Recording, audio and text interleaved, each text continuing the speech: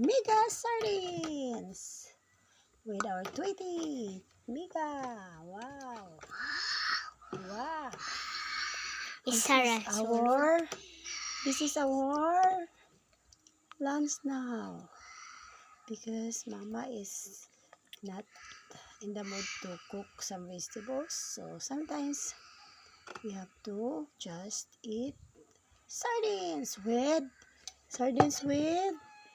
anchovies. Anchovies means kinamos. Anyway, focus na. And then get the suka nak. Kung suka. Ay, nay. We will eat something that also, sometimes needed also to eat some sardines, guys, because sardines is good for our body also, but not always because of the preservative. That's why I'm trying to avoid it to them. So this is how I eat it with vinegar.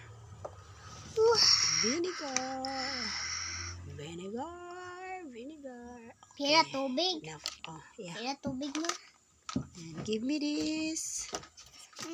This. Pwede na. Pagkak lain nak. Pagkak lain to ka. Para mali ano. Ayan na. Do you eat this, guys? Do you eat how I eat? I only want to put it vinegar and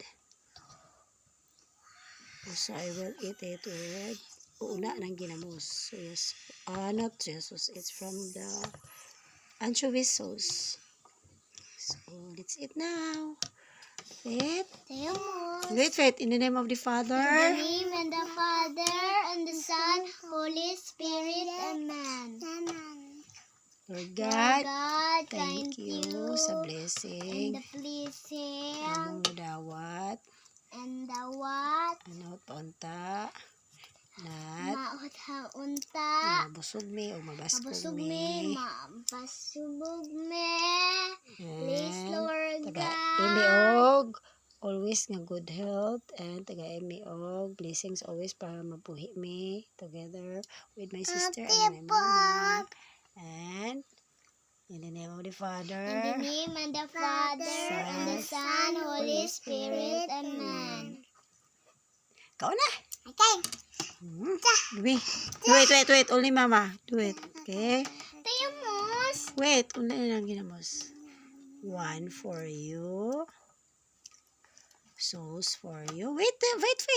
Lagi wait. Okay, give me your plates, Janela. Big ay mo ha. One for you. Sauce. Oh, sauce. You know, when I was a little child, I will be very happy when my grandfather buy this. We used before Youngstown. I remember, and Gold Cup. That's the brand that I will never forget in my younger years. Youngstown and Gold Cup sardines. Okay. Bon appetit. Bon appetit. Sabaw.